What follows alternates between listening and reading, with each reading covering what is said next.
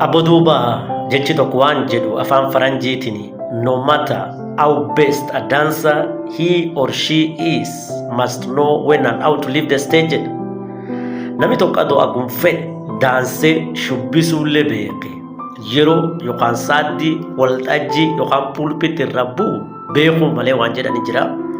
Yoos namni akkanaa kunini ufii kabaja hojii isaatiif galata argata, afaan isaatiif ina dabata, maqaa isaatiif kabaja argata.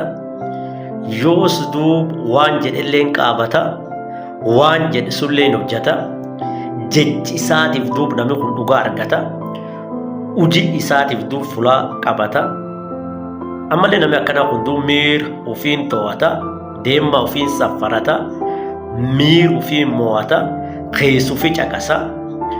Namni akkana kun gaafas adaree isaan adhachuuf hin qopata, waan isaan adamsan ammoo hin qolata, ajenda isirraa baasan cufirraa afa, ajajallee cufin lagata.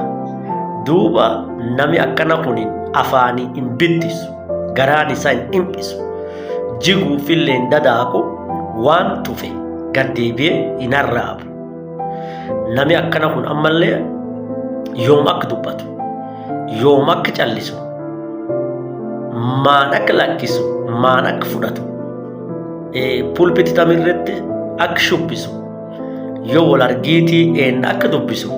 Namni akkana kunini sirriitti gargar baafate hubata, hagate gate kayis qarqaar fudhata.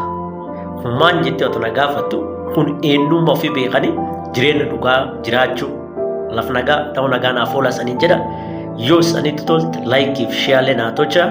Ora bulaa deebana saniin jedha. Laf nagaa ta'uu nagaa naaf oola.